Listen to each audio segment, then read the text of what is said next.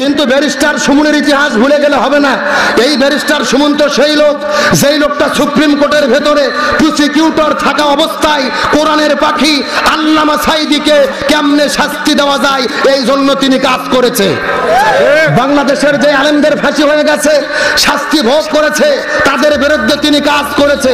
এমনকি বাংলাদেশে ভাস্কর্য বিরোধী, মূর্তি বিরোধী যখন আন্দোলন হয়েছিল, এই ব্যারিস্টার সুমন বলেছিল ভাস্কর্য মূর্তির বিরুদ্ধে যারা কথা বলে এই আলেমগুলো হলো রাজাকারের বাচ্চা।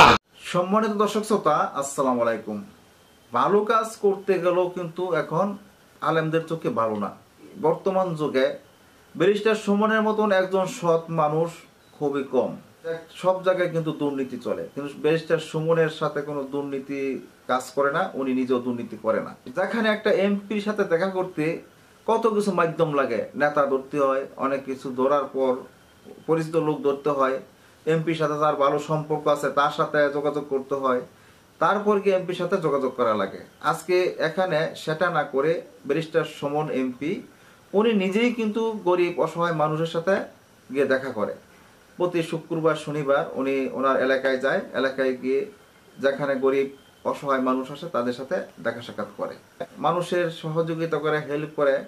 এটাও কিন্তু কিছু প্রকার আলেম সমাজ আছে, তারা এটা সহ্য হচ্ছে না যে ব্যারিস্টার সুমন ভালো কাজ করিতেছে, তাহলে আমরা আলেম হয়ে কি করতে পারবো?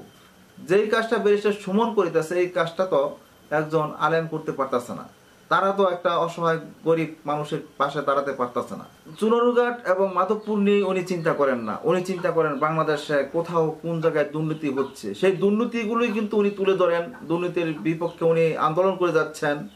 উনি তো দুর্নীতি করে না এবং কাউকে দুর্নীতি করতে দিবেও না, এমন ধরনের কথা কিন্তু উনি বলেছেন। এই নিয়ে বেশি কথা না বাড়ি আসুন, যেই আলেম, যে একজন ওয়াজের বক্তা, উনি ব্যারিস্টার সুমন ভাইকে নিয়ে কি ধরনের কথা বলেছেন, আমরা সেই কথাগুলো, সেই ভিডিওটিগুলি দেখে আসি।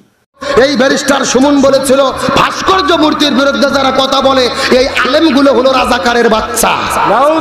এই বাংলাদেশের সাম্প্রতিক একটা এমপি হয়েছে, যার নাম হলো ব্যারিস্টার সুমন। কি নাম বলেছি?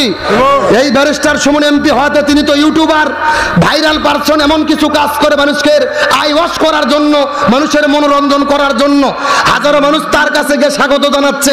এমনকি আলেমরা পর্যন্ত তার গলার মধ্যে মালা দিয়ে নিজেদেরকে গর্ববতী মনে করে। কিন্তু ব্যারিস্টার সুমনের ইতিহাস ভুলে গেলে হবে না। এই ব্যারিস্টার সুমন তো সেই লোক, যেই লোকটা সুপ্রিম কোর্টের ভেতরে প্রসিকিউটর থাকা অবস্থায় কোরআনের পাখি আল্লামা সাঈদীকে কেমনে শাস্তি দেওয়া যায় এই জন্য তিনি কাজ করেছে। বাংলাদেশের যে আলেমদের ফাঁসি হয়ে গেছে, শাস্তি ভোগ করেছে, তাদের বিরুদ্ধে তিনি কাজ করেছে।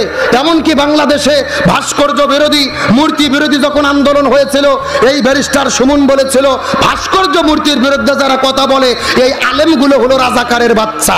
এখন আপনাদের কাছে আমার প্রশ্ন, যারা আলেমদের ফাঁসির জন্য কাজ করে, আলেমদের জেলে ঢোকানোর জন্য কাজ করে, আলেমদেরকে রাজাকার বলে, তাকে কি আমরা কখনো সমর্থন করতে পারি? ভালো করে বুঝবেন, আমি তার ব্যক্তিত্বের বিরুদ্ধে বলি না, সে ভালো কাজ করে সমর্থন করি, তার ব্যক্তিত্বের প্রশংসা করি, কিন্তু সময় এসেছে আলেমদের ব্যাপারে তার অবস্থান কি এটা পরিষ্কার করতে হবে। এই ব্যারিস্টার সুমন আর বগুড়ার হেরো আলমের মধ্যে কোনো পার্থক্য নাই। ভালো করে বুঝবেন, হেরো আলম কিন্তু নির্বাচনে দাঁড়াইছিল 5 বছর আগে বগুড়ায়, 2 বছর আগে ভোটে জিতেও ছিল, কিন্তু দলের লোক না হওয়ার জন্য এমপি হতে পারেনি।